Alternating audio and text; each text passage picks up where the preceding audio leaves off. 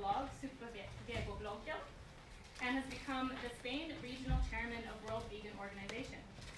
He has spoken at a variety of events, including schools, labor unions, universities, and Amnesty International, on the topics of animal agriculture and its impact on the environment, the impact on human health, with animal-based foods, ethics, and ethics. Today, he will give us his lecture, Looking at a Vegan Future, which is an exploration of the question, what would happen with the animals, the economy, the environment, and people's health in the long term and in the short term if a democratic majority of people went vegan today? Let's give him a warm welcome. Thank you, everybody. I am really glad to be here. So today we will be talking about looking at a vegan future. We're going to talk about why, when, and how. And of course, this is something that benefits everybody. This will be a win for everybody. But I'm going to talk about myself a little bit more. You heard the introduction. But I'm the editor-in-chief of Supervegobloggen. I'm very lucky because my family is all vegan, including my grandma, who went vegan at 99 years old. So it's most of you are younger than that. So it's never too late, right? Yeah. I'm a writer, as you heard. I'm a member of different organizations. I'm also an activist. But let's get into the substance here of the speech today. So the vision here this speech was commissioned by the Swedish party Djurens Parti, and they had a vision of before the EU election that was last year. What if we win? What if all the animal parties of Europe win? What if we get 60% of the votes? The animal rights parties, the joint animal rights parties of EU wins. What happens then? We need to have a clear vision on this. So that's what we did. That's what we're going to talk about. We're going to get 60% of the votes, and also there are about 20 other percent of the votes that are positive to animal rights issues. And there are a bunch of different animal rights parties in the EU elections. I've been working with Djurens Parti, as we talked about. Veganer Party is very big in Denmark also, and are growing fast. So there are lots of these parties. So that's the vision here, that we win, right? The parties win. So it's a democratic change. It's not a vision of, this is a good thing. It's not a philosophical change. It's a democratic change. People vote for this, and that's what happens. So the idea is now, what happens? It's the day after the vote. That's the vision we have in mind, right? All right. Yes. Of course, that's not exactly how it's going to happen. It's going to be gradual and all that, but let's have this vision, all right? So the first question, of course, is this whole vision just an imagination? Well, the fact is that 80% of people are already vegan in some issues. 80% of Swedes, when asked about fur farming, are against it. 80% of Spaniards are against bullfighting. 80% of people call themselves animal lovers in one way or another. 80% of people call themselves environmentalists. They care about the environment. So most people are already with us, more or less, right? About 70% of people think it's important to have better welfare for animals. About 67% of Swedish women are actively trying to cut down on meat. 49% of Americans say that they are against slaughterhouses. I'm not sure if they really have thought this through all the way, what that means. But yes, when asked directly, what do you think about slaughterhouses? I'm against them. That's what they say. Also, 100% of all scientists today agree that animals are sentient. Remember Descartes? He said the animals are like robots, or like machines. There weren't much robots then, of course, but he was ridiculed even then. There are no serious scientists today in the world that claim that animals are not sentient.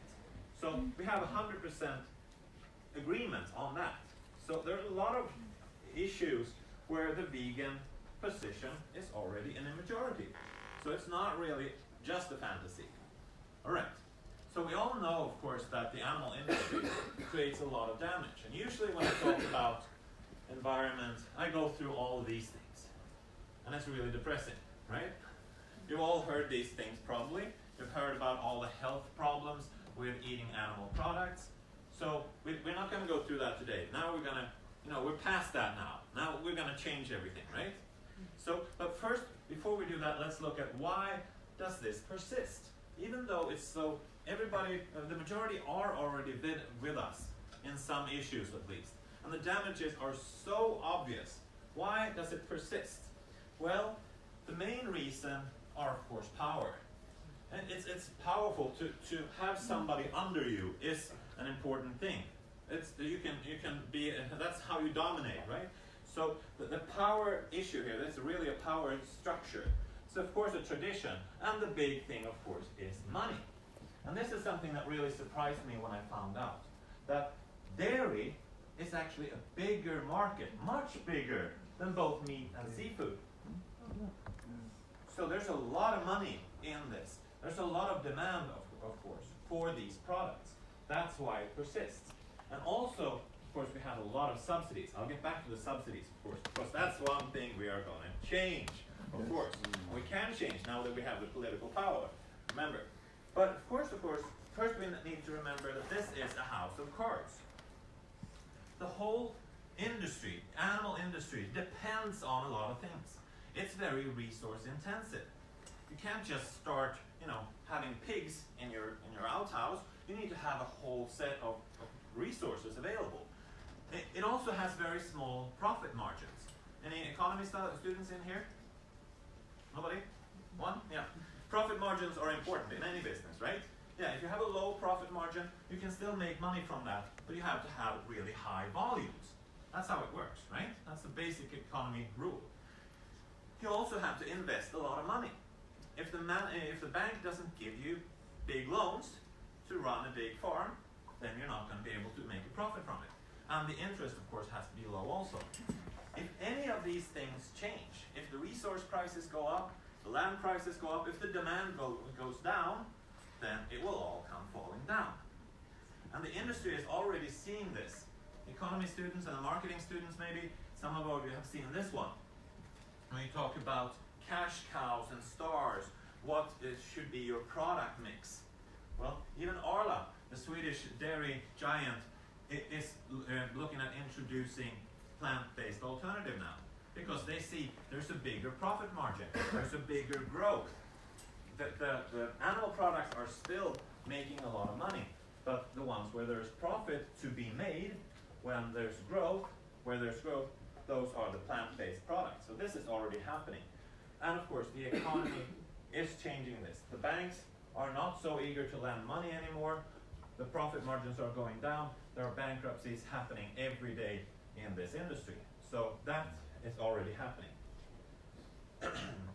Before we go on, let's look at what the vision is. This is, of course, a political vision now. It's not a philosophical vision, but it's a political vision. The current numbers of animals being killed are staggering. When you look at this, it's really scary. I usually say this is the scariest picture I show when I talk about veganism. When you look at the numbers, these are the numbers, the official industry numbers on animals being killed for food, only food, not animal testing or anything. This is just food in the world. So 3,000 animals a second every second. It's the global number.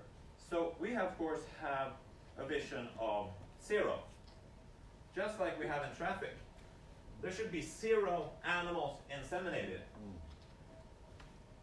0 animals killed for food, 0 fished, 0 hunted or in sport, 0 animal tests, 0 caught in the wild, of course. That's the vision. Just like we have a 0 people killed in traffic vision, we should have a 0 vision. That's a political vision. We should not kill animals for any of these reasons. Or we should not sexually use animals for food or anything, right? Also, it's important to be very clear. This is a political vision again. What is not inside the vision?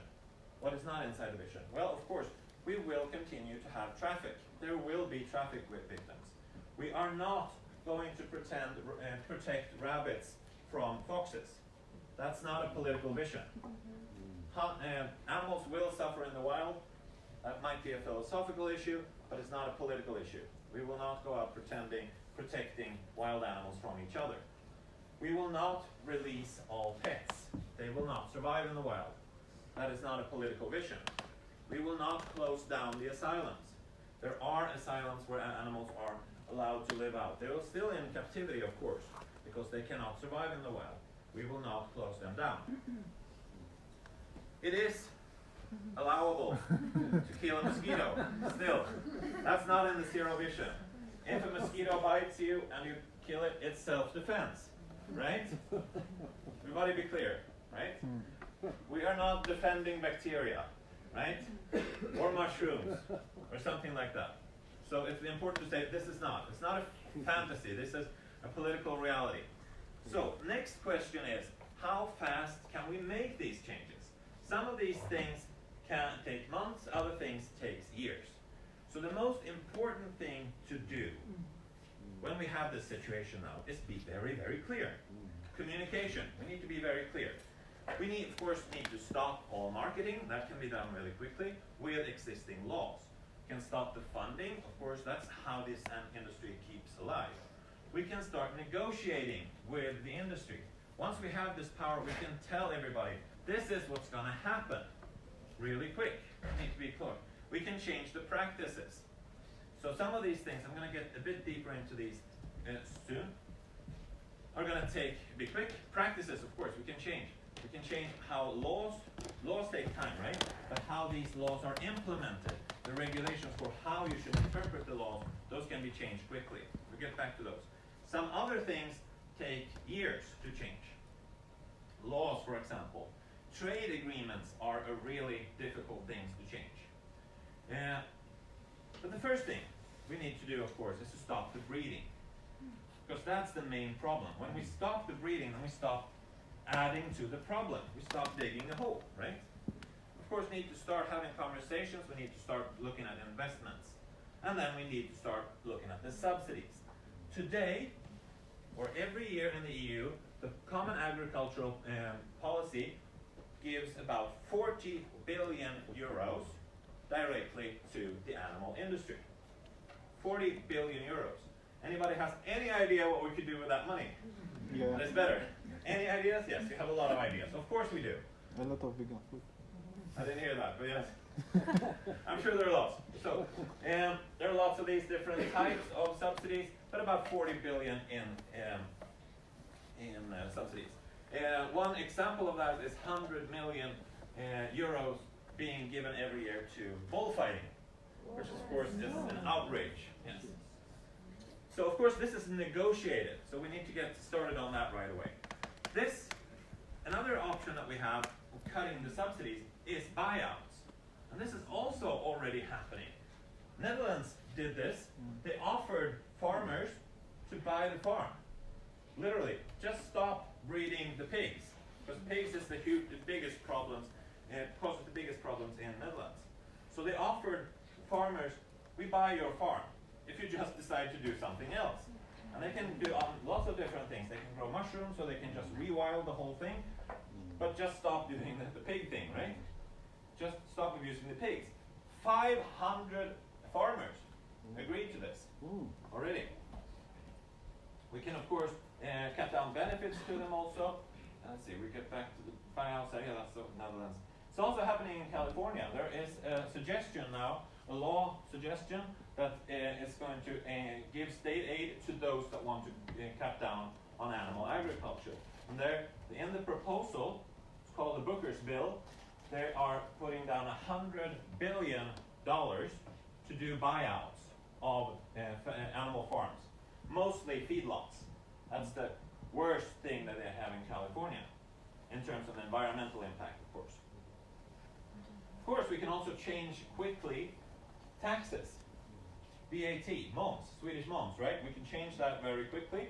We can also, of course, do tariffs and rates for transports. We can change water rates, all those kind of things. We can talk about well permits. Of course, this industry uses a lot of water.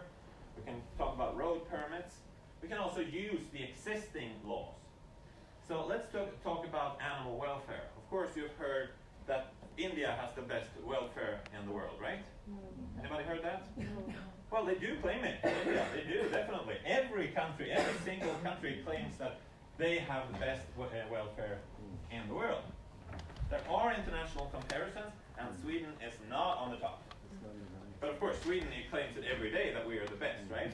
But we can use these laws, we can use marketing laws, of course, we can use environmental laws. But let's start with the animal welfare laws. In the Council of Europe Convention, in Article 4, it says just this: unnecessary suffering or injury. Right? We just have to implement that. That is the basic structure. Then there's a lot of exceptions for that, what you're allowed to do. You are allowed to smash a pig against the side of a wall if it's under 2 months or something. That's allowed. But this is the base principle. So if we just apply that existing law, we're good, right? It's unnecessary. We're not vampires. We don't need any blood to survive, right? So this is unnecessary per definition. And yes, it is injury, of course. Then we have the marketing laws. They say in principle that all marketing should be fair and just. You're not allowed to lie, right? That's the basic fundamental of all marketing laws. And of course, you won't look like that if you eat a hamburger, right? You've seen the milk makes you strong and all those things. You've seen the happy chickens being broadcast everywhere. You've seen chicken meat being marketed as lean and clean. You've seen commercials being directed at children. That is, by definition, not true, not legal. So we just need to use these existing laws that says you cannot lie in marketing. Then we have environmental laws. They basically say we have to protect nature. This industry is extremely bad for the environment. It uses about 23% of all global fresh water. It emits 14.5 at least of the carbon dioxide, and it uses 71% of the farmland on the planet. Of the farmland and of the actual land is 45%. So it's hugely detrimental to the environment. Of course, we can use the existing laws to simply forbid a lot of these practices. Right. Then we can change the practices. We know that in Sweden we have laws that says that all animals have to be without suffering, and they have to be able to perform their natural behaviors. That's what it says, right? But of course we have all these exceptions. So we can change how we give permissions, how we do inspections. For example, almost all inspections in Sweden are announced ahead of time. That's a very, very simple thing to change. Just do a surprise visit. It will look differently, right? And of course, inspectors are regularly being threatened. That, of course, should be persecuted. And of course, these inspections, thank you. We should have more of them, of course. It's easy to hire more inspectors, right? And we should, of course, install cameras. That can be done with existing laws. Hunting crimes are almost never persecuted. They're almost always dismissed. About 90% of all hunting crimes in Sweden are being dismissed regularly. They should, of course, be very harshly punished and persecuted. Those people that reveal wrongdoings in animal agriculture should, of course, be rewarded, not punished, not sent to prison. Back to things that are a bit difficult to do. International treaties, there are a lot of those. Sweden is just being sued for 17 billion euros for breaching a contract with a mining company. And that's because of these international marketing laws. So Sweden gave a permit to a mining company, and then they withdrew it. Now we're being sued for 17 billion euros. There are a lot of these, and they are very hard to break. They're very hard to get out of. And of course, there are lots of them. Doing this improves, of course, the environment for animals and humans. The agricultural area that we've used in Europe, as you see, it's got a rather long scale there, but as you see, we are using more and more land for agriculture. We're using more and more land fertilizer, of course, and our wildlife is dying out. And of course, if we stop growing so much feed, as we said, 70% of all of our agriculture in Europe is for doing feed, then we can have much more wildlife, and we definitely need that. Rewilding is an important thing. All right, we of course need to have more natural forests. On the left picture there, you see a picture of the forest coverage in Europe. As you see, it looks like it's rather green, right? Let's see, where's the pointer? There's the pointer. There. Sweden looks really natural, right? But in fact, this is almost all of it is what's called bruksskog. That is skog that is being cut down, grown and cut down, grown and cut down at 40, 50 years or something like that. That is not a natural forest. We also, of course, in many other parts of the world, they have forest jungles, regnskog, right? So what are they doing there? They're cutting them down. Why aren't we cutting down our rainforests? Sounds like a profitable thing to do, right? Well, we don't have any. We don't have any real forests. We don't have what's called urskog in Swedish. We don't have them anymore. We cut them down 5,000 to 7,000 years ago, right? Wild animals, of course. So what we need to do when we have a vegan world, we don't have to waste all this space to grow feed. We can start talking about rewilding. Even Trump is actually talking about planting more trees now. That's almost the only environmentally friendly thing that he's saying. But he is saying we should plant 1 trillion trees. All right, let's do that. That's a good idea. Where are we going to plant those 1 trillion trees? That's the big thing. Well, we're going to think about how we're using the land. Of course, we know that land is being used for producing feed, mostly, right? Also, an important thing that we need to consider is this. Carrion. We often hear that hunting is environmentally friendly, right? It doesn't use that much resources. But in fact it does, because you're taking away the dead animal. This whole circle of life thing that we've heard so much about, it's a real thing. It exists. But when a human being takes the animal out of the forest, all of these other animals around here don't get anything to eat. They are carrion eaters. They have to eat dead flesh. We humans, of course, do not. Right.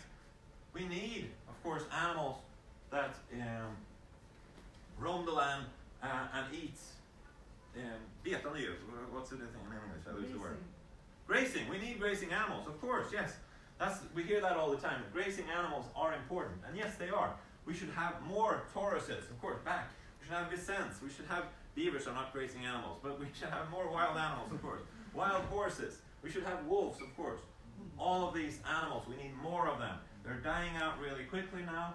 If you want more information on that, go to World Wildlife Federation, the Living Planet Index. They throw out a very important report every year that says that the animals are dying out. We need to change that, and we can do that if we stop using all the land for growing feed. And this is happening already all over the world. Here's some examples where people are doing rewilding at a grand scale. We of course also need to look at other ways of growing. Permaculture, there's a lot of interesting stuff being done there in Sweden and internationally. And of course, this is good for everybody. It's good for the environment, it's good for our health, and so on. We of course also need, this will of course also improve our health. If we prescribe eating plants instead of lots of pills, that will help a lot also. And here's an estimate that will save 100 billion in medical costs in the US if we start doing that. And of course, if we go to a vegan world, that's what we're talking about here, we can do that, right? We can prescribe those things. That will of course change things a lot for the better. And we'll save all that money that we're wasting today on treating preventable diseases. Let's look at investments also. Of course, now we have the political power, we need to direct investments. We need to find food alternatives without abuse, of course.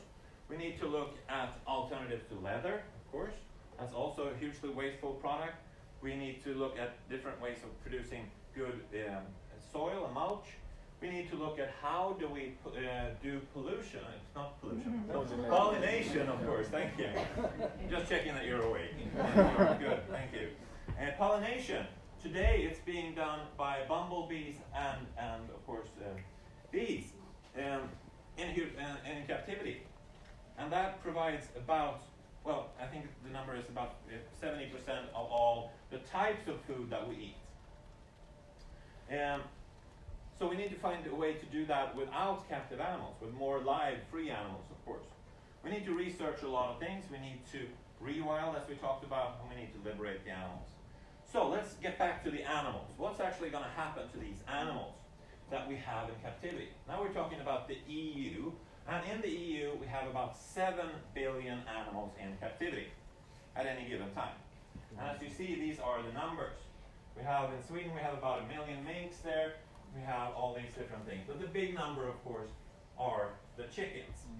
So now that we're going to stop breeding them, that these numbers are going to go down, of course. But we have the moral obligation, of course, to take care of all of these animals. That comes down to 14 animals per person.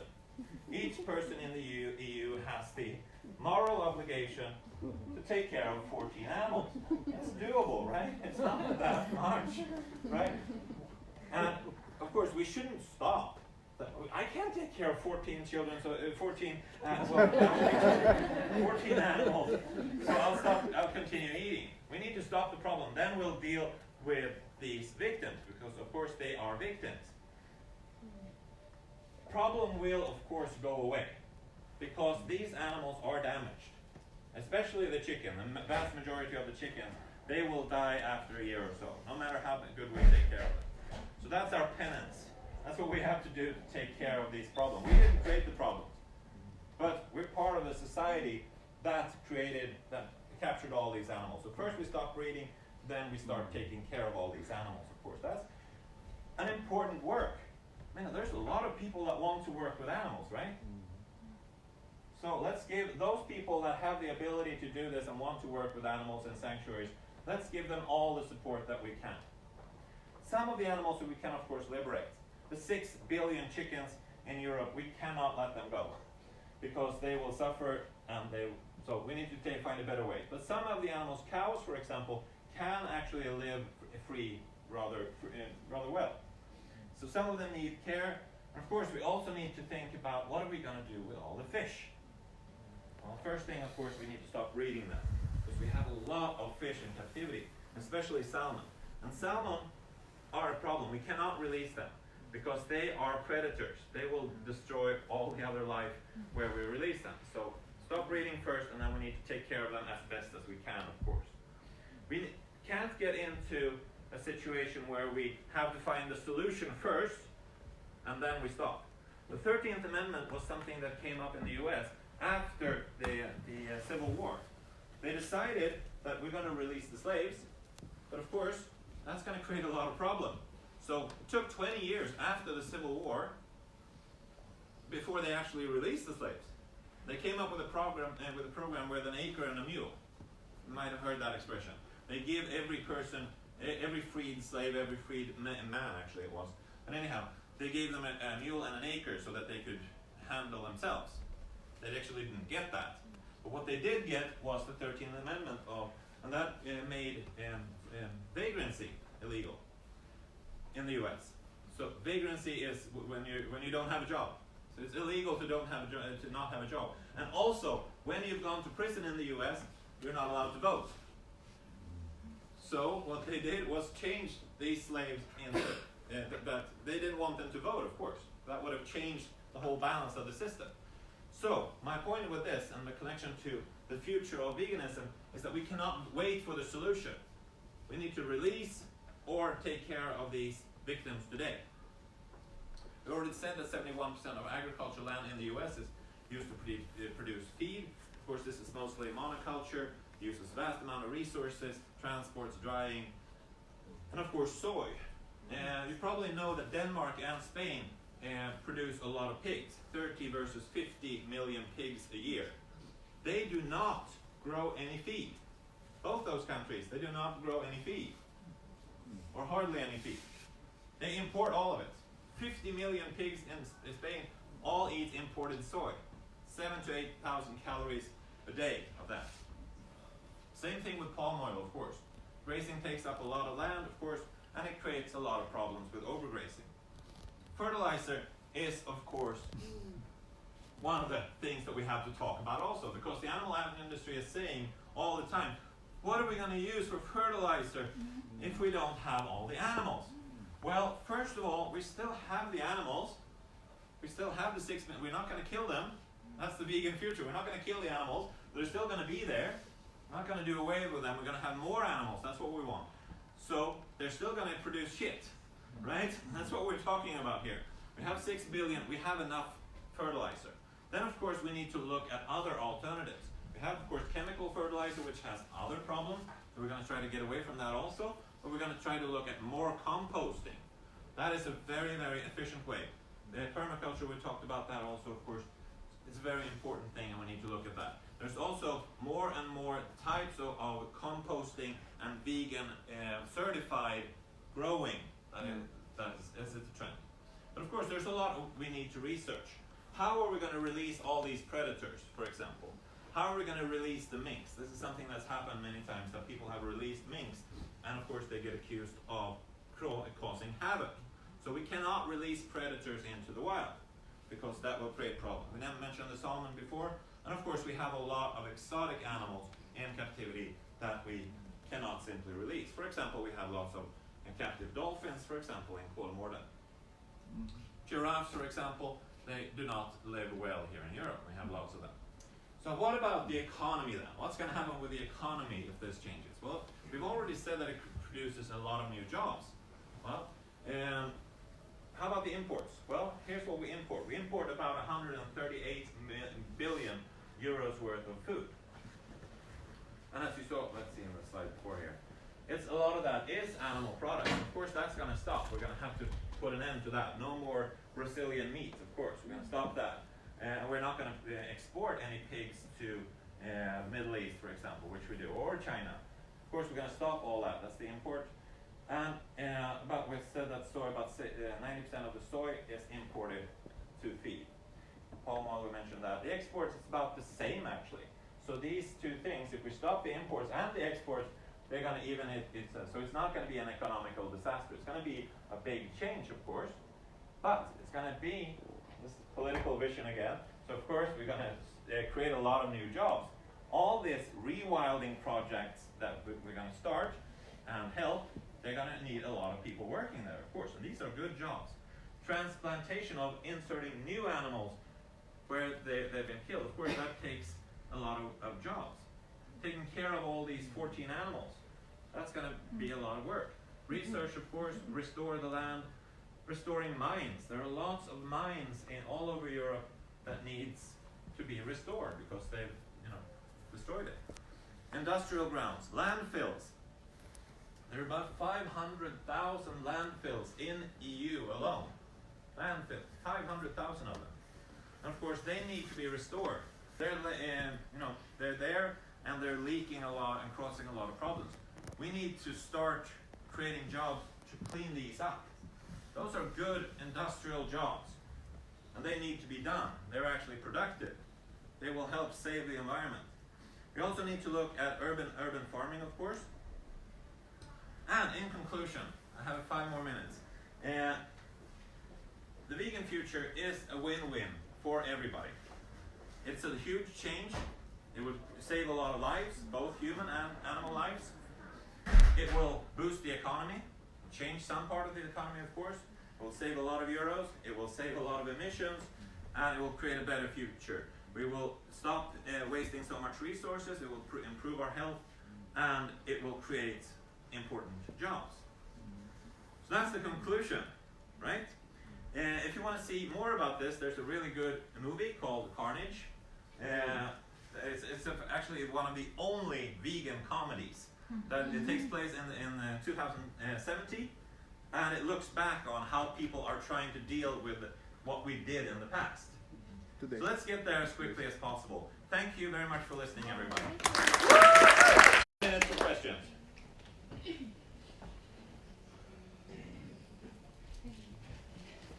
Yes. Thank you. It was very interesting. Thank you. Wouldn't it seem more likely that a shift into a vegan world would go more gradually? So there would not really be any need to release a lot of animals because they would have disappeared gradually anyway. Yeah, you're absolutely right. This is like reductio in absurdum. You've heard about that argument theory, and that's what, of course, we as vegans get that all the time. But we cannot make this change because what are we going to do with all the animals? So this is an answer to that. Yes, we could handle it's not impossible. We could handle 14 animals per person. It's not impossible to do. But of course, you're absolutely right. This is not a realistic scenario. It's going to be gradual.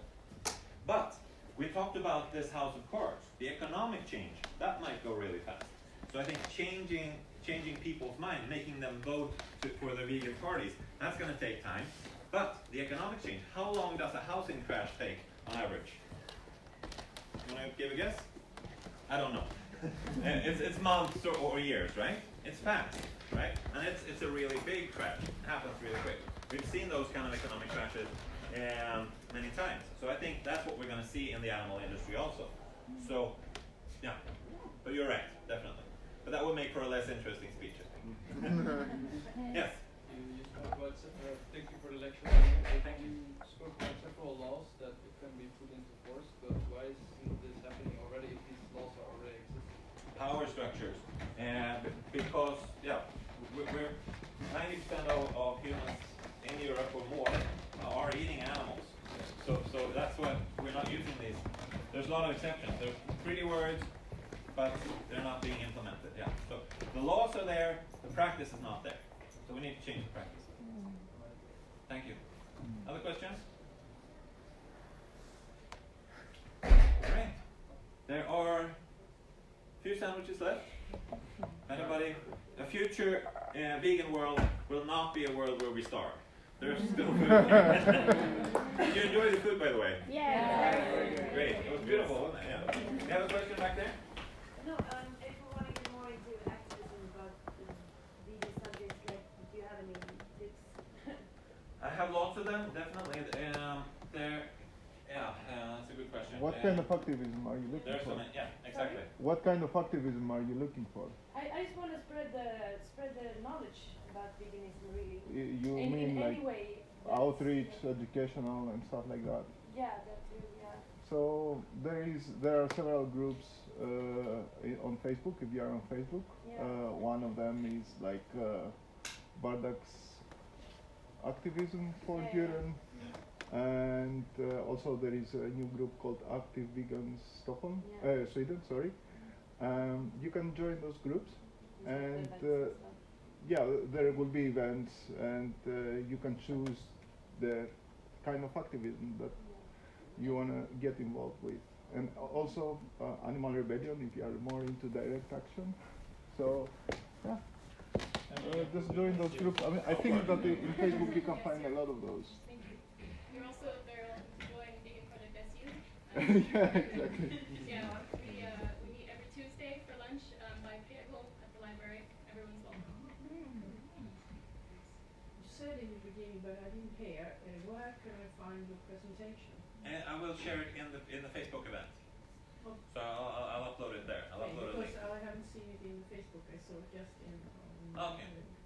So you have, what's the name of the Facebook group then? It's the Vegan Project SO. Aha, that's Okay. what. Yes. That's the one.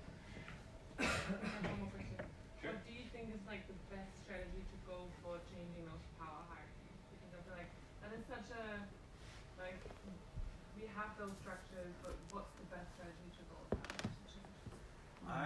The economy, I think, really is a thing that's going to change things fast. I think it's really important to do the ethical stuff also, but I think the economy is the one that's going to go fast. So help markets, or discredit the other side, and market the vegan alternatives. And also, what are you studying here? Social work? Social work, okay.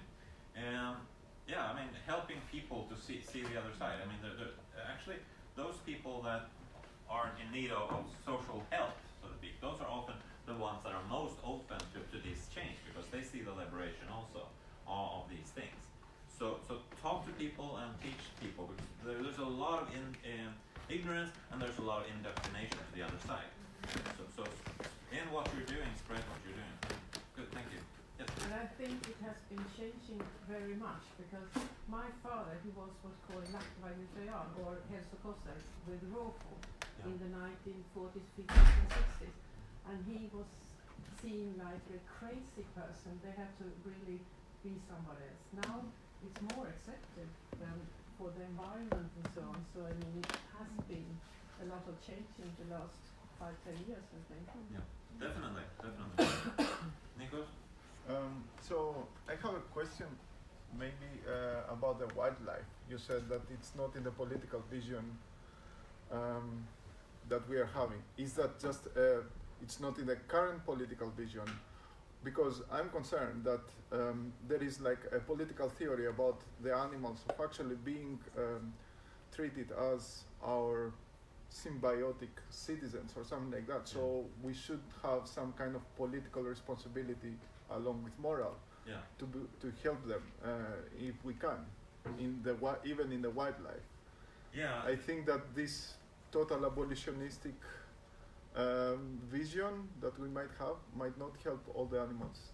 No, it will not, and there will be a lot of, especially in the transition period when we're releasing a lot of animals, there will be a lot of wild animal suffering, and I don't really have a good answer for it. And there's a lot of discussions, and it's a very heated debate in the vegan society. How are we going to help and minimize suffering in the wild? Yeah. But I am 100% certain that stopping the industry is the largest change we can do. Yeah. But yes, that we definitely, there's a lot. I had a long list of things that we need to research, and that is one of them. But yeah, I don't have a better answer than that. Thank you. Thank you. Any other questions? All right. I can also advertise Animal Rebellion has a lecture tonight when I'm going to be talking about the other side, the negative side. So if you want to hear that, if you want to hear about all the environmental problems with the industry, you're welcome at 6 o'clock at Studiefrämjandet somewhere. Here See you in a few hours. In a few hours. Thank you very much for listening, everybody.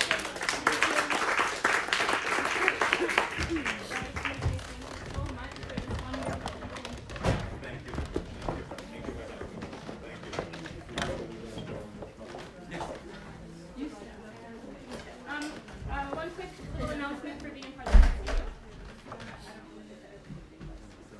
Okay, our Vegan Project SU group is having our annual meeting on the 17th of March at what time? 3:30. At 3:30. So if you're interested in being involved with us, please find us on Facebook or Instagram, and we can get you, because we don't know what room it is yet, right? No. No, we'll tell you the location once we've booked a place. But yeah, if you're interested in learning more about us, please contact us or come up to talk to us now as well. Yeah. Or you have any ideas, suggestions, what do you think we should be doing in the future? That's very welcome too. Yes, yeah. If you don't want to be involved, but you have ideas of what we should do, that's welcome too. Yeah. Okay, so Thank you very much, everybody. Nice.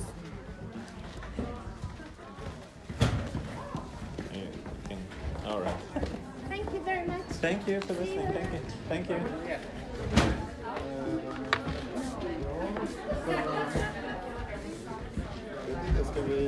Ska vi ta upp maskorna till oss då?